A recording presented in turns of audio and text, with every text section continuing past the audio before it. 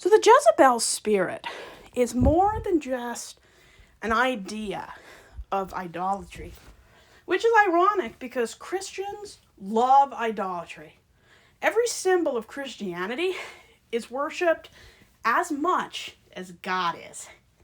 The cross, the crescent, the thorns, the nails, these symbols, or even the cross, these symbols are as worshipped as God. You try to take away someone's cross necklace, they'll probably hurt you. There is so much idolatry in Christianity. Ironically, idolatry and greed usually go together. You ever notice how the more idols you see everywhere, the more gold there usually is? Why famous statues of idols are either made out of stone or made out of precious elements? Because religion is married to greed. Churches always want your money. Churches always want you to swear allegiance. And then they'll get you after the fact because you did exactly what they told you to do. But because you didn't put your faith in God, they say, well, this is what happens when you don't put your faith in God. The spirit of Jezebel is one of the most sexist themes in the Bible. The concept in Christian circles is widely considered sexist and dehumanizing because it's a non-biblical term primarily used to silence, control, and shame women who challenge male authority or traditional gender roles. It perpetuates harmful stereotypes rooted in archaic historical misogyny and racism. There is no sound theology for any biblical translation that even roughly resembles the spirit known as the Jezebel spirit. So why is the concept sexist and dehumanizing? It silences women's voices. The label of Jezebel is often applied to women who are assertive, outspoken, or seek leadership roles within the church.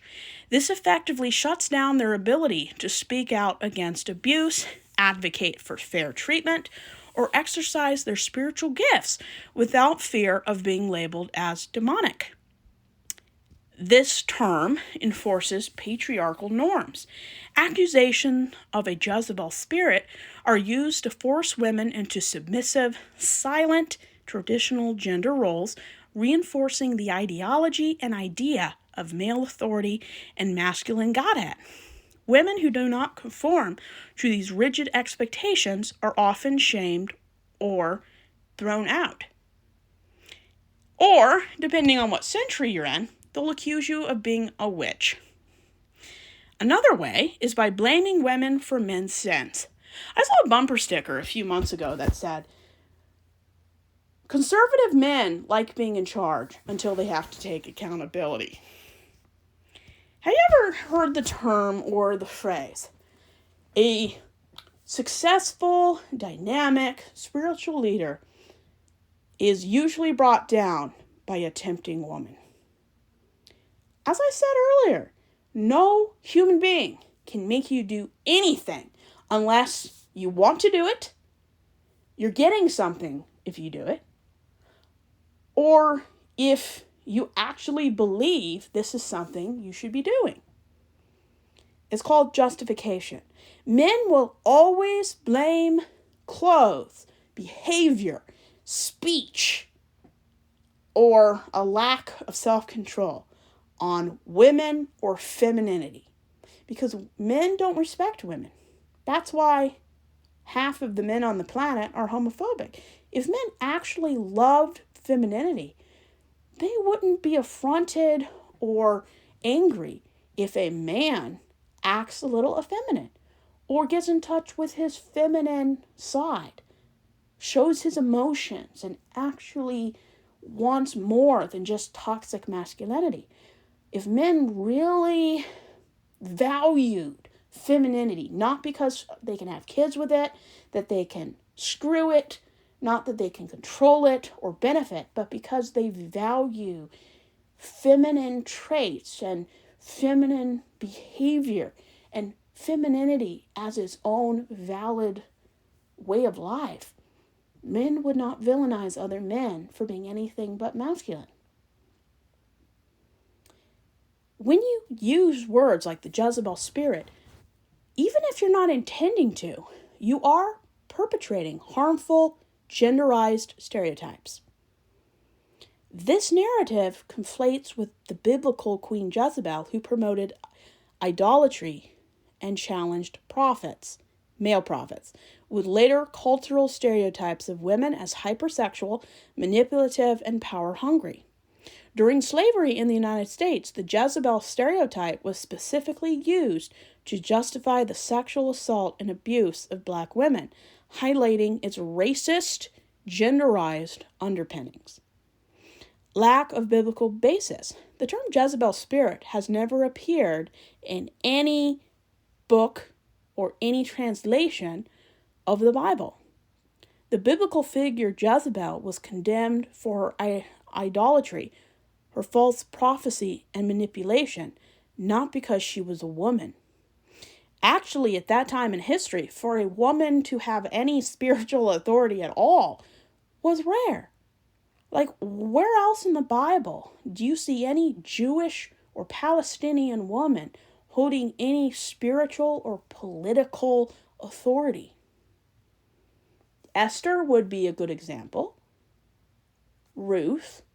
But they were, except for Esther and maybe Bathsheba, very few women are ever mentioned in the Bible of having political power. So it's almost never even shown in the Bible that women could hold male positions. Women in ancient Israel could not hold any priest, priestess, or any religious positions of authority in any of Christian or Judeo-religious sects. It just wasn't done. Jezebel challenged male-centric religion. What about the double standard? Critiques point out that a lack of a male equivalent term, like a Ahab spirit or a Judas spirit, used with the same frequency, consistency within this institution, secular or religious, exposes the inherent gender bias in the label's application. In essence, the use of the term Jezebel spirit is a form of spiritual abuse that creates a culture of fear and control instead of creating, and maintaining an environment of love and mutual respect between all genders, orientations, minorities, and ethnicities. And because they specifically chose a female character, which is one of the rarest instances in the Bible where women actually held authority, is intentional. You cannot convince me that they didn't choose Jezebel just because she was an idol worshiper. When for every one female in power that had use of idol worship, you didn't choose the other 100 kings of Israel that were male and did just as bad or perhaps worse behavior? No, you went with the one female mentioned in the Bible that did this kind of thing. I mean, if men tell on themselves, they always tell on themselves. You cannot convince me that they chose the one female in the Old Testament that is always thought of as a negative character when 100 other kings of Israel did the same thing to the same extent, in the same way, almost at the same period of history. And those 100 male kings were not selected for the spirit title? It doesn't make sense unless you view it through a genderized and sexist goal. And Christianity destroyed a lot of polytheistic worship surrounding female divinity. The Greeks, the Romans, the Etruscans, a lot of ancient groups of people had many, like dozens upon dozens of female divinities. That's something that Islam and Christianity eradicated, because they didn't want people to hold female or femininity in a godlike adoration, unless she was a virgin, like Mary in the Bible. Anytime Christians look up to women, they're objectifying them.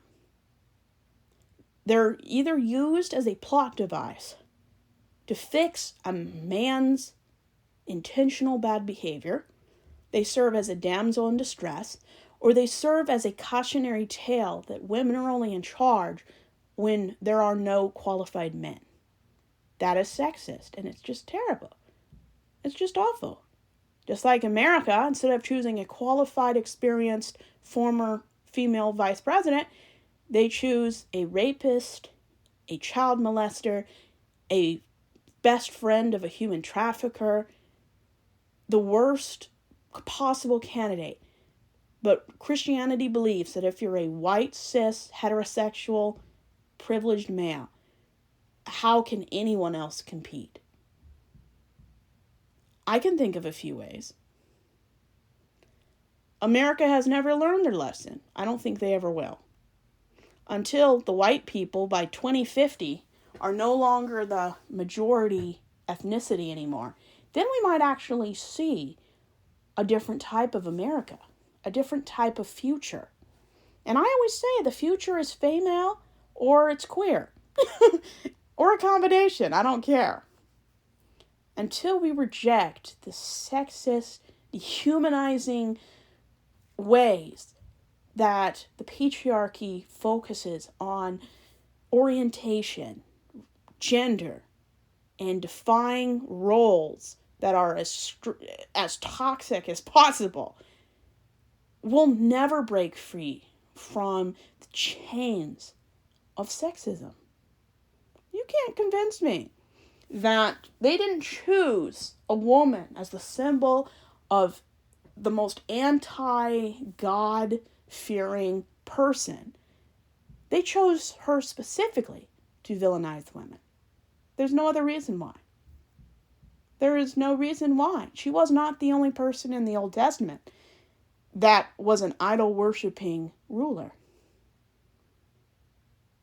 It makes no sense that they chose the only woman in power in the Old Testament that was only really known for her idol worship. It's intentional. And it's still alive. There are women in Salem, Massachusetts that were executed for daring to be anything but submissive, silent, and a wife. So no, Christianity doesn't kill witches. They kill people who have their own mind, their own independence, their own autonomy. Because Christianity villainizes women who are powerful leaders. Because Christianity, from its conception, canonizes male leaders. And when men do the same thing Jezebel did, sometimes for longer periods of time and in worse ways, they don't choose those men to villainize. They choose the woman. It's unforgivable. The way the Bible showcases women as damsels in distress, as the focus of God's fury against male terrible behavior, the way women are blamed and symbols of the end of the world is utter deplorable. They specifically chose a woman to symbolize the temptation of Satan, the end of the world. There's a reason why the New Testament talks about women the way they do. There is no world religion that views women as anything but baby makers, deformed men, temptresses, whores, and something that must be endured, controlled, and trafficked. Conservative men have always been possessed and entitled to women's bodies and women's ability to regulate their own autonomy. Men have never made any laws about their own reproductive capability. You would probably get shot if you try to regulate males' reproductive choices. Male sexuality and male autonomy is such an absolute in every culture under the planets and under the sun that women have the exact opposite experience.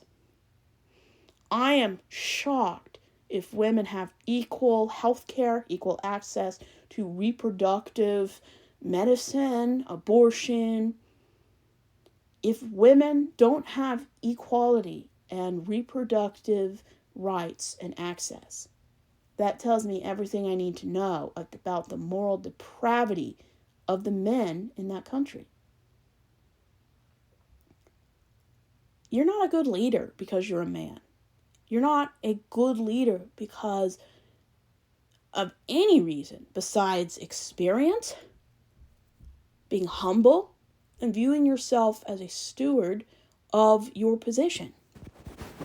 Every leader should view their position of authority as a trust, being a steward of that opportunity.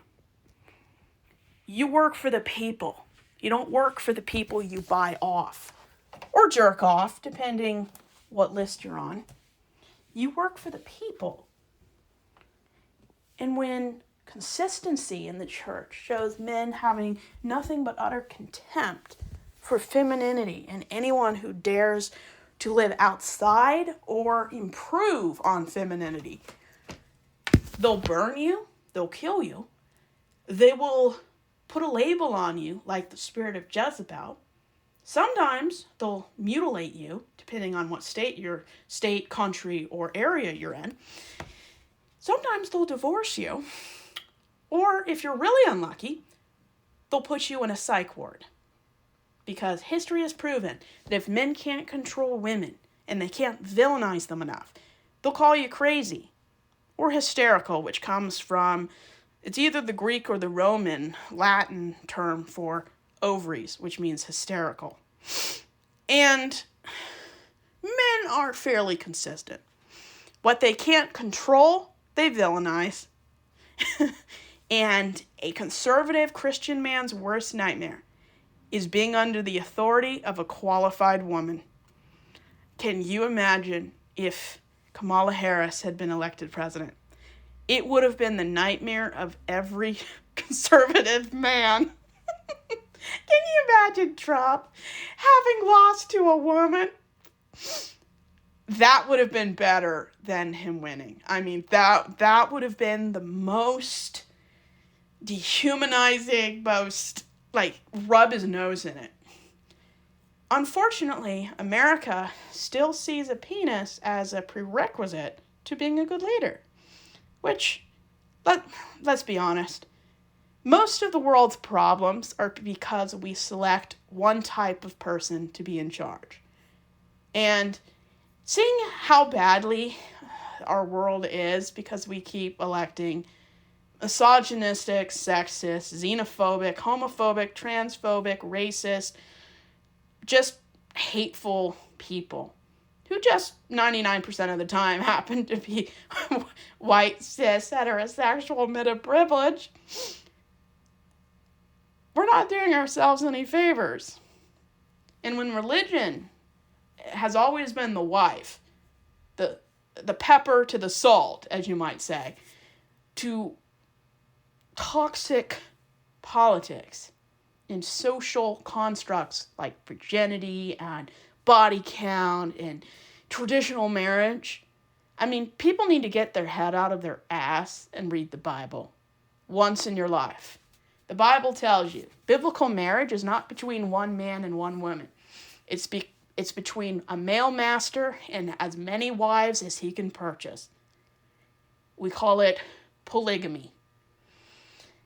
Nowhere in the Bible does it say that marriage is between one man and one woman. It says, husbands, love your wives. It never says wife.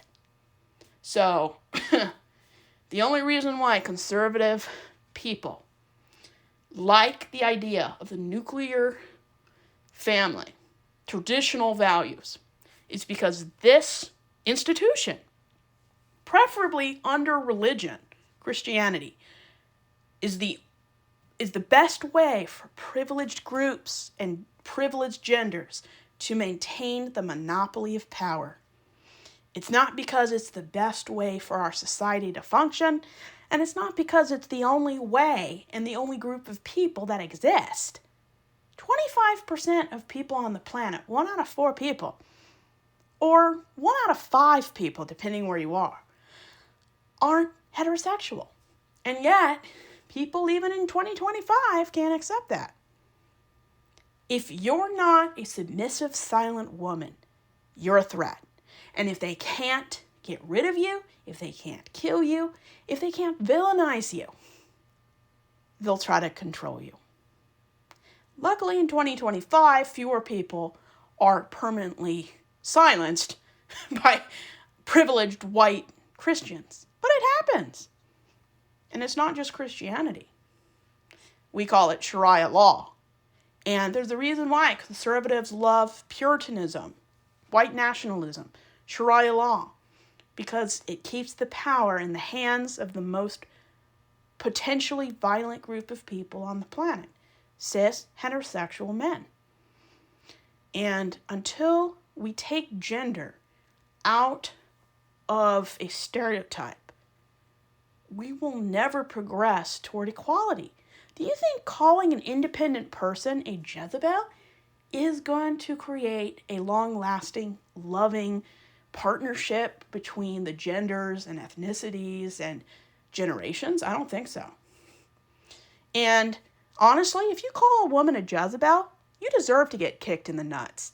Because people who have class and breeding don't say insensitive things like that. There's a reason why the worst word in the English language is used to humiliate women. Unless you're me. I use it all the time. I don't care what gender you are. If you're insufferable, and I've met a lot of those people, if you're insufferable, that's what you are. I don't like words or stereotypes or terms that specifically exist to villainize and to blame women. That's what the whole purity culture is. That's the whole idea of the spirit of Jezebel. Because, God forbid, you have to hear a woman speak or be under the authority of a woman. And in my opinion, a decent man who is the opposite of toxic masculinity can be under the authority of a qualified, experienced, great leader who is a woman and not even care. Any man who cannot handle a successful woman as a partner, a boss, a friend, a colleague, you are what women should be protected from. And until we talk as nicely about women without any context of sex, family, children, or being a partner, we don't view women as equal. And as I always say, men like to be in charge until they have to take accountability. And how many predators, rapists, just awful male leaders, how have they gotten away with a lot of these things? By villainizing a woman who dares speak out against injustice or against felonies. There's always that. We need to applaud and teach women. Stop being so nice, so kind, and so compliant. Stop rolling over metaphorically. If you don't like the way something works If something makes you uncomfortable, make sure everyone knows it. Life's too short to be uncomfortable. And the only time I want to be uncomfortable is if I'm learning about history. I don't mind being uncomfortable if I can learn when white people treated people badly. That's the, I wouldn't say the best type of being uncomfortable, but I think it's the most important. No matter what happens to men, they will never consistently experience the crap that men put on women every day. And women have to advocate for themselves because God knows a man's not going to do it consistently.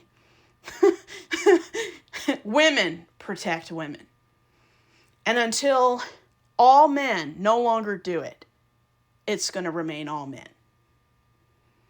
Religion is how men create submissive women. And if it's not religion doing it, it's the culture shaped by ideologies. We need to stop using terms that are sexist. And if somebody has a rebellious spirit, so what? History is not built by people, and they're not remembered by history for being like everyone else. People like Galileo and Marie Curie and Joan of Arc, Henry V, they weren't like anyone else.